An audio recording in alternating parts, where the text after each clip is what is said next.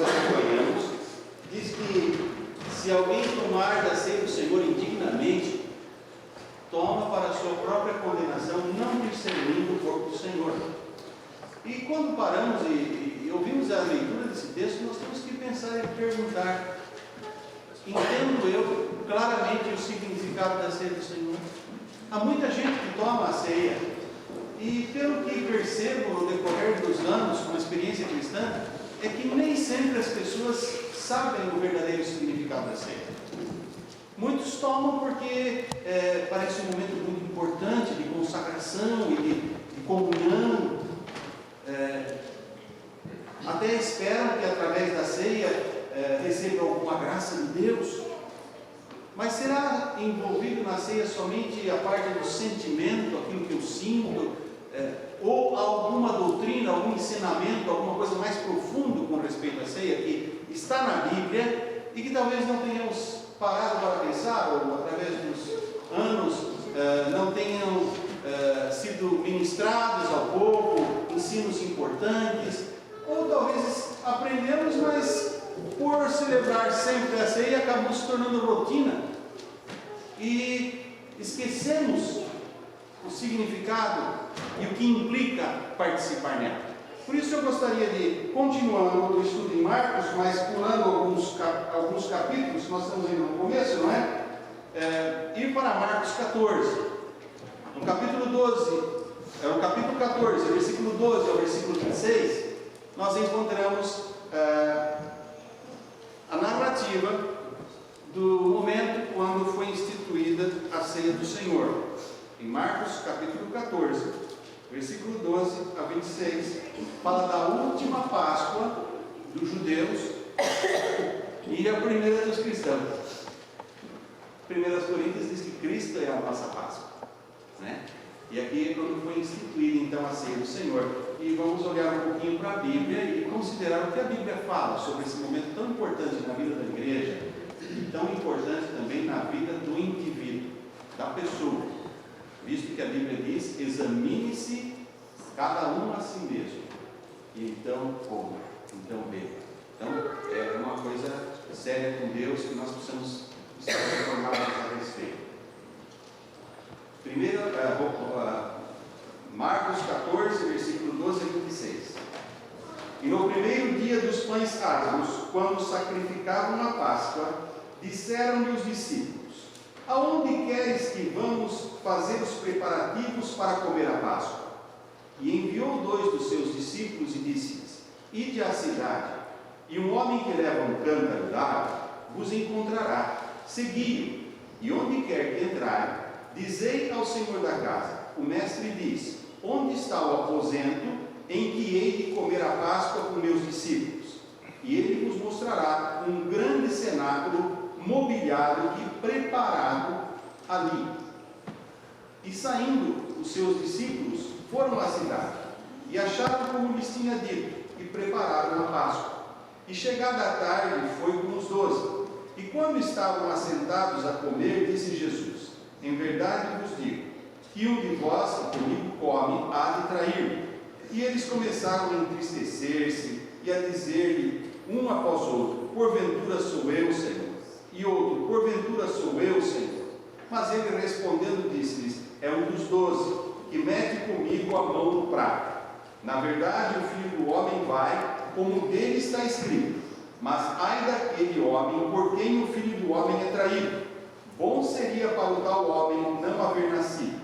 E comendo eles, tomou Jesus o pão, e abençoando-o, o partiu e deu-lhe, e disse: tomai e comei, isto é o meu corpo. E tomando o cálice, e dando graças, deu-lhe, e todos beberam dele. E disse-lhes: isto é o meu sangue, o sangue do Novo Testamento, que por muitos é derramado. Em verdade vos digo, que não beberei mais do fruto da vide até aquele dia em que o beber novo no reino de Deus. E tendo cantado o hino, saíram para o monte das oliveiras. Pai, temos lido a Bíblia, a palavra santa do Senhor, e declaramos aqui que nós cremos que toda ela é inspirada pelo Teu Espírito Santo. E nós queremos pedir que então o Senhor, o autor da Bíblia, pelo Teu Espírito Santo, fale ao nosso coração. para que ouçamos a voz do Senhor, não a voz de homem, para que possamos sair daqui edificados pelo Senhor e abençoados pelo Senhor, e glorificando o Teu nome, e podendo dizer sim, o Senhor falou ao nosso coração. Louvado seja o nome do Senhor. É em nome de Jesus que oramos, Pai. Amém. Nós estamos acostumados a ler, quando celebramos a ceia do Senhor, 1 Coríntios capítulo 11, não é? Muitos já conhecem até de memória esse texto, mas há pelo menos 4 passagens que tratam sobre a celebração da ceia do Senhor. A primeira está em Mateus capítulo 26. Se o irmão, a irmã abrem Mateus capítulo 26, do versículo 17 ao versículo 30, encontrará uma narrativa parecida com essa de Marcos. A segunda é essa de Marcos que nós lemos, em Marcos 14, versículo 12 ao versículo 26. A outra está em Lucas capítulo 22, versículo 7 ao versículo 20. E a que nós estamos muito acostumados a ler, que o irmão Manuel até leu hoje, está em 1 Coríntios capítulo 11. Estas trazem uma descrição, ainda que no Novo Testamento um tanto mais abreviado, nos Evangelhos um tanto mais abreviado do que em 1 Coríntios, de como foi celebrada a primeira ceia e como devemos celebrar a ceia do Senhor. Há outros textos, como Atos capítulo 2, versículo 42, que menciona a ceia do Senhor. 1 Coríntios capítulo 10, versículo 16 a 21 também menciona, mas não a sua celebração, não a forma como se faz. Só menciona, por exemplo, em Atos que eles estavam juntos, todos os que criam, e participavam juntos no partir do pão e na comunhão. Lá em 1 Coríntios 10, fala: porventura o cálice que tomamos não é o sangue, a comunhão do sangue de Cristo? O pão que comemos não é a comunhão do corpo de Cristo? Fala isso, mas não está falando como foi que Jesus instituiu, como Jesus celebrou. A ceia do Senhor, acima de tudo, é um memorial. Jesus diz: fazei isto em memória de mim. É um memorial do sacrifício de Jesus Cristo na cruz do Calvário. Nos traz a memória que Ele morreu por causa minha, por causa sua, por causa do mundo perdido. Mas também é uma celebração profética. A ceia do Senhor tem uma mensagem profética, porque em 1 Coríntios 11, 26, conforme nós ouvimos a leitura, e deve aparecer ali mencionado, é para anunciar a morte do Senhor até que venha. Qual a mensagem profética? É que Ele voltará. Está profetizando, quando você está celebrando a ceia, que Jesus voltará. Por isso nós não celebramos a ceia, por exemplo, num dia especial em que só os crentes estão presentes. Não. Celebramos no culto público. É claro que a ceia do Senhor é para os remidos pelo sangue do Cordeiro, para os salvos, porque só para nós tem sentido a ceia. Para quem não foi remido pelo sangue, para quem não tem comunhão com Deus, não tem significado. Mas para quem é remido, tem. Só que ela é uma anunciação. Anunciais a morte do Senhor. E se estamos só os crentes num culto fechado, onde os outros não podem entrar para ver a ceia, estão anunciando para quê? Para ninguém. Então deixa de cumprir uma parte da celebração. Tudo que Jesus fez foi sempre aberto, para que outros possam ver e possam perguntar qual era a razão disso. Já no Velho Testamento, com respeito à Páscoa, em Deuteronômio 6, o Senhor disse: vocês guardarão essa celebração, e quando vossos filhos perguntarem o que significa isso, vocês vão contar. É que quando nós estávamos no Egito, nós éramos escravos, Deus nos tirou. Por isso nós celebramos. E a ceia do Senhor é isso também. Por isso o pastor disse: deixa as crianças ficarem, porque as crianças ficando, elas têm a oportunidade de ver o que acontece e perguntar em casa: mamãe, o que é aquilo? Por que faz aquilo? E com isso a gente vai ensinando os pequenos no caminho do Senhor. Agora, é profético, Ele voltará. Isso era tão marcante na vida da igreja primitiva, que historiadores registram em passagens paralelas à Bíblia, que quando os crentes se cumprimentavam, eles diziam: Cristo vive, Ele ressuscitou, ou então Ele voltará. Era o costume disso. Com o passar do tempo, passamos até a ter a Páscoa dos judeus incorporada na celebração celebração da igreja, que a Bíblia diz que foi a última Páscoa, mas muitos ainda celebram.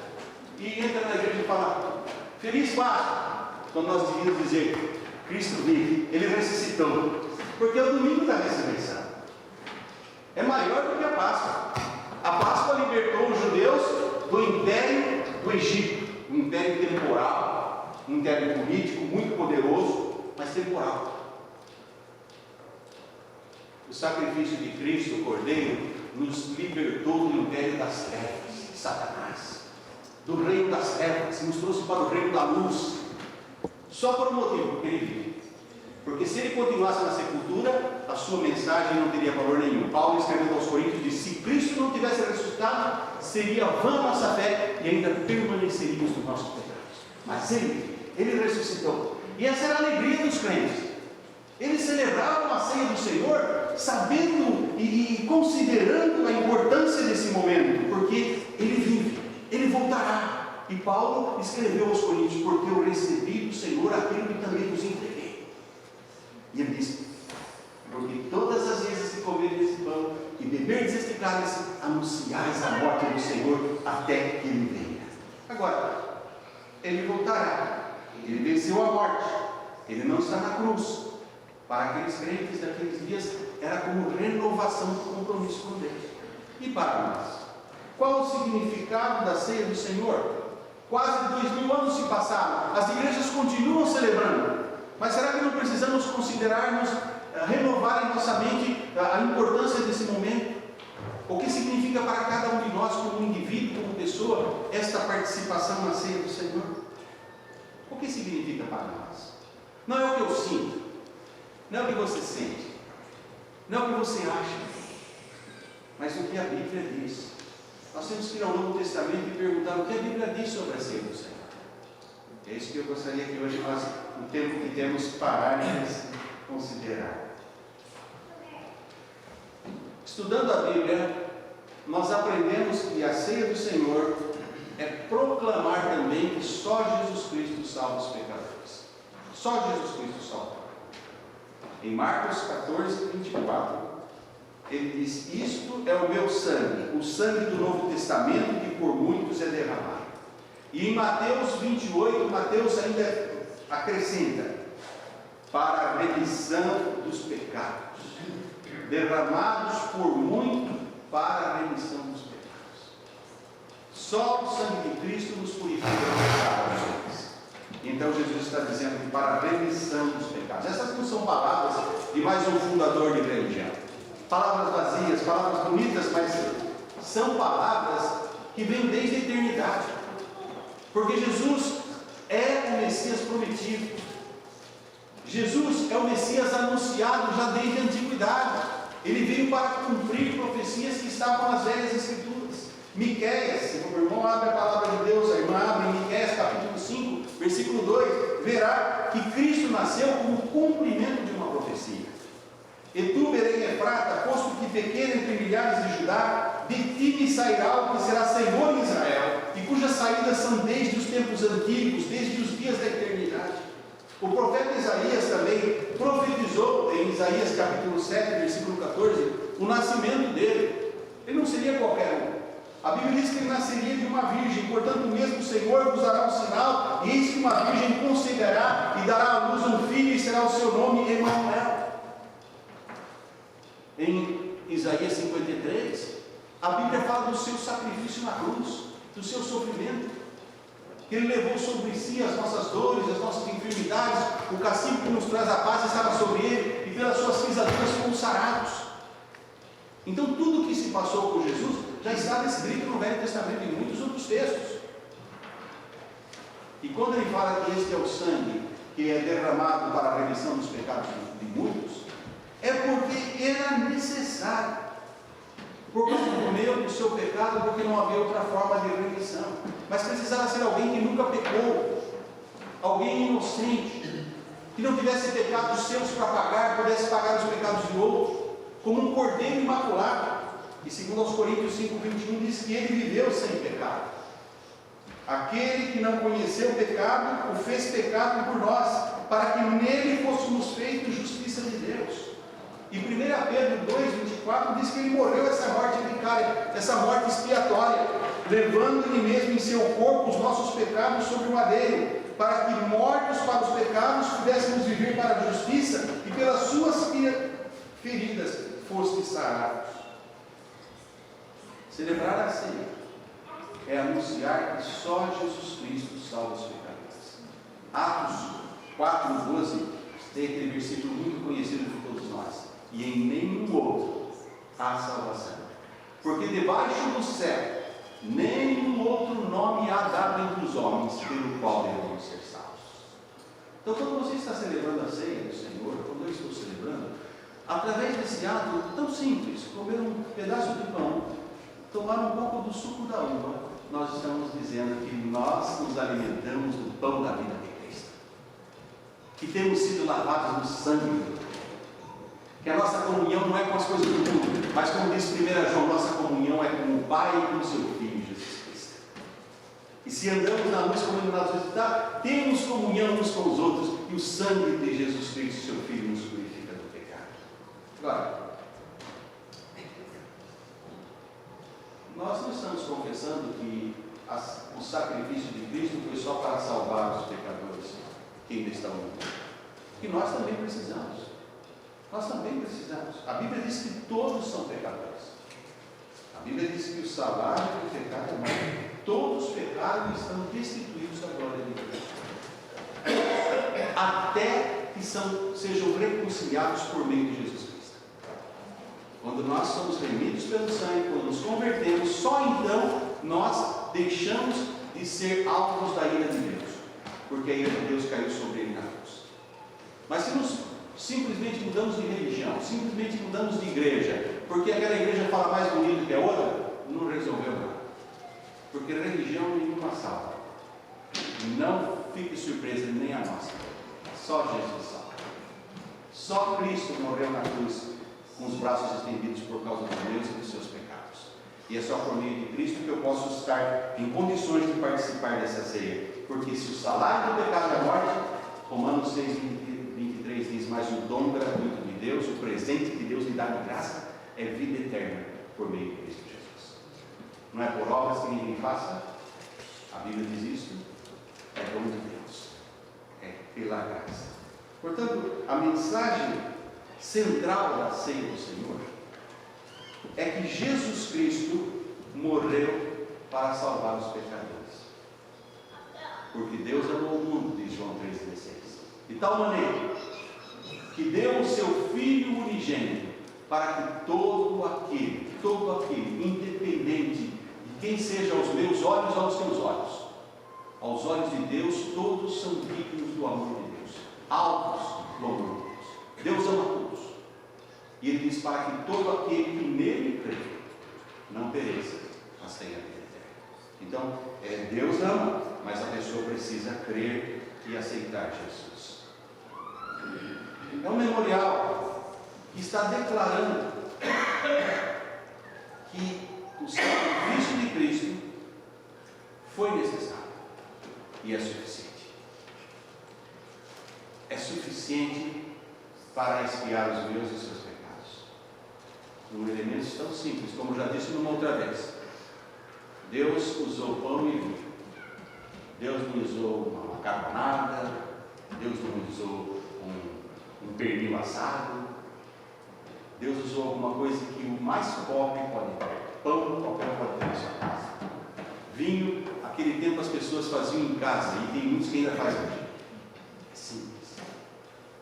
O suco da uva, para que nunca ninguém dissesse: eu não posso celebrar a ceia porque eu não tenho dinheiro que dá para comprar o que eu preciso. Não. Até a pessoa mais simples pode saber que, assim como é simples aquele que nos amou, ele diz: eu sou manso e humilde de coração. E coisas tão simples, eles representam quão grande é a salvação que Deus oferece. Participar da ceia do Senhor é confessar que nós somos membros uns dos outros no corpo de Cristo. 1 Coríntios 12:27 diz: ora, vós sois o corpo de Cristo e seus membros em particular. A Bíblia diz logo: se um morreu por todos, todos morreram. Então, quando nós participamos disso, nós estamos aceitando que a morte dele foi a nossa também para o mundo e para o pecado.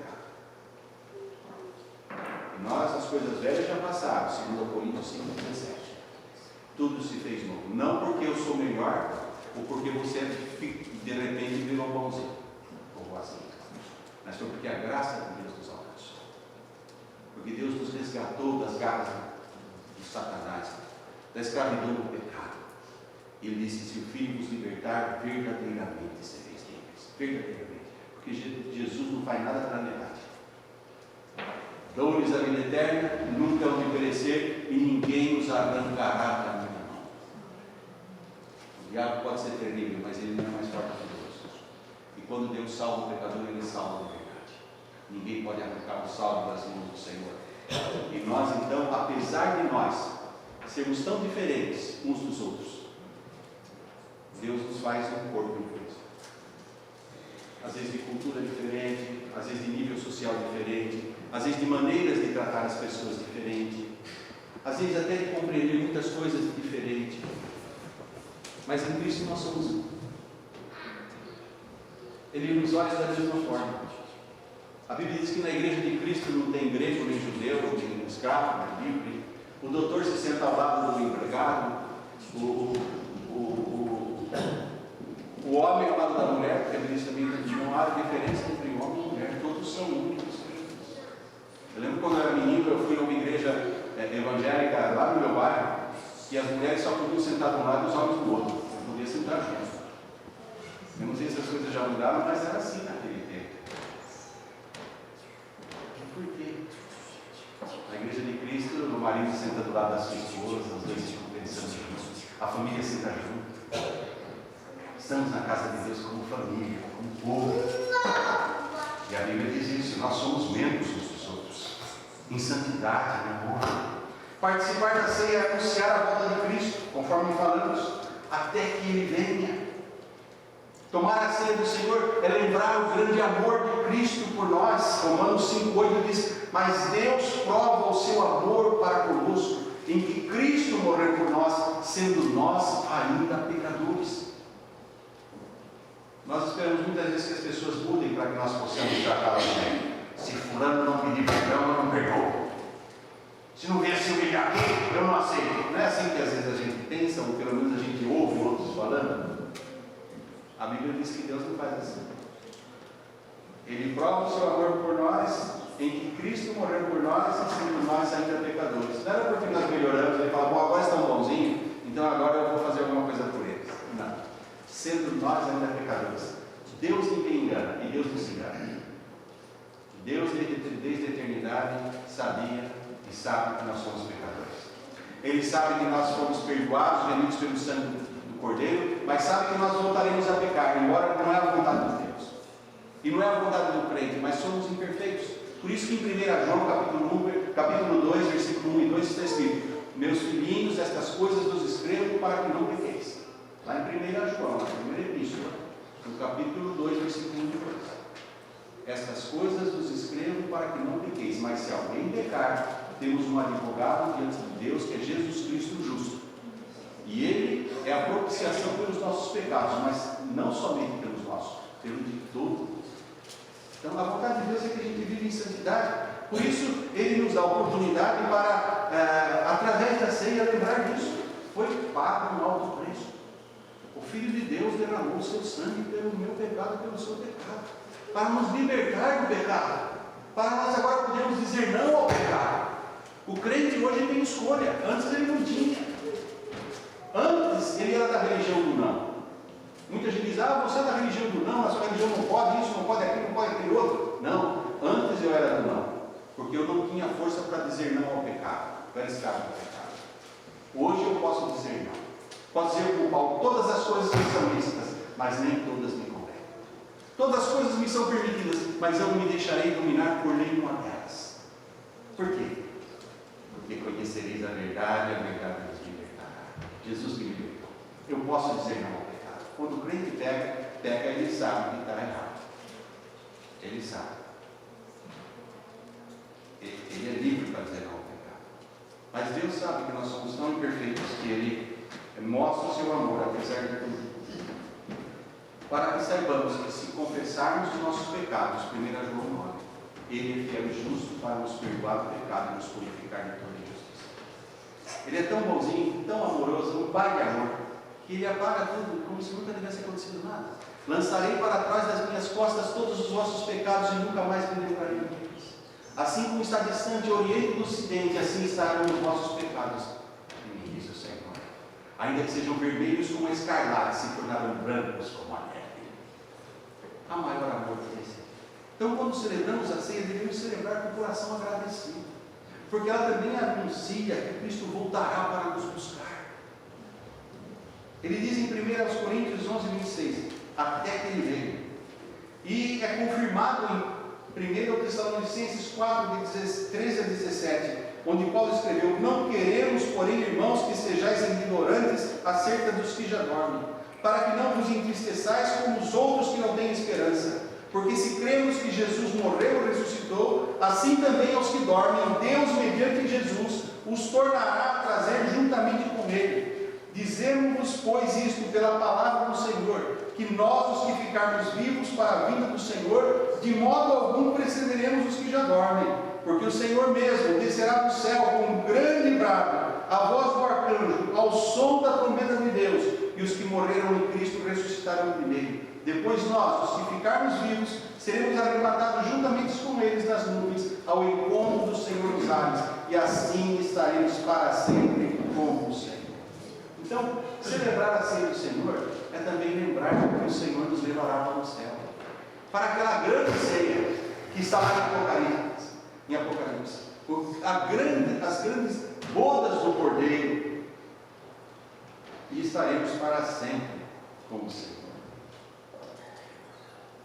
Isso me faz pensar que, se Cristo morreu na cruz por mim, se Deus deu o melhor que Ele tinha por mim, por você, para que nós pudéssemos ser um povo remido pelo sangue do Cordeiro, tudo que eu vou oferecer ao meu Deus, em santidade de vida, em consagração, em buscar conhecer mais a Sua palavra, procurar viver conforme o manual de Deus, conforme a Bíblia, é pouco.